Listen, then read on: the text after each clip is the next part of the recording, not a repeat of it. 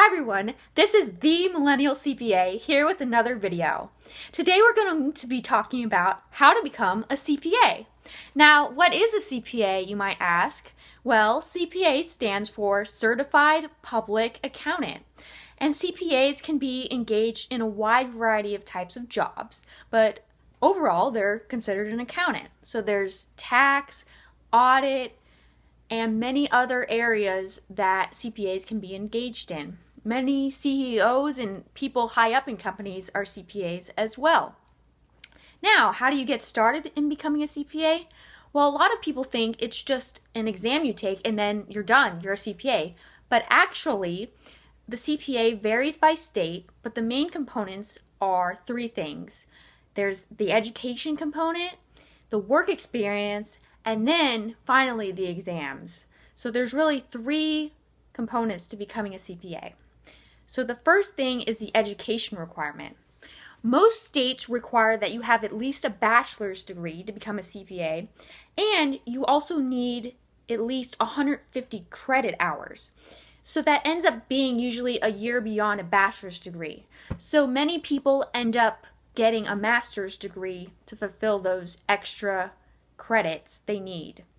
Now, many states also require that a minimum of those 150 credits be a certain amount of accounting.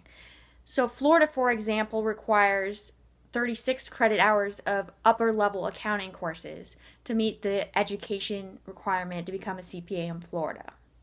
Many states also have like a business law requirement, and there could be other educational requirements as well. So you have to look at your state's website to verify what the requirements are for your state. Now, the second thing is work experience. In the state of Florida, you need at least 1 year of work experience to become a CPA. This experience must be under the supervision of another CPA. So usually a lot of CPAs end up getting their work experience fulfilled at an accounting firm. And that's what I did. So at the end of your year of work experience, the CPA that you're working under will sign off that you've worked a year, and then that will fulfill your work experience requirement. Now, the third thing, and the most famous and well-known part of the CPA process, is the CPA exams. Now, there's 4 CPA exams. It's not just one. So you're allowed to take them on separate days. You have 18 months to fulfill all 4 CPA exams. So that starts from the day you take your first exam to the day you take your last CPA exam. There's 4 exams. There's the BEC, which is about like economics, IT. It's a mixture of different things all related to business and just general business. Then there's FAR, which is the financial accounting CPA exam, and that one is the most comprehensive and long CPA exam because it has the most material. That requires the most studying. Then there's audit, which is about auditing, and then there's reg, which is basically the tax CPA exam.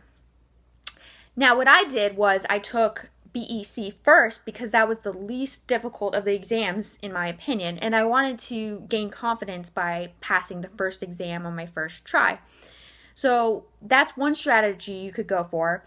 Another strategy people often go for are taking FAR first because that's the most lengthy exam to study for, and that way you get the hardest exam out of the way. And there's many study materials you can use to study for the CPA exam. There's Becker, there's Gleim, so there's many you can use to study for the CPA exam. Many employers, when hired, will pay for your CPA exam study materials, so that's a great perk of getting hired by an accounting firm.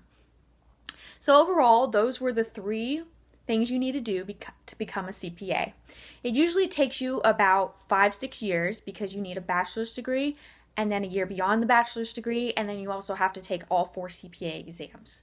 So it tends to take, it could be 4 to 6 years, depending on how fast you want to go. Well, thank you for watching, and I hope you tune in to the next one.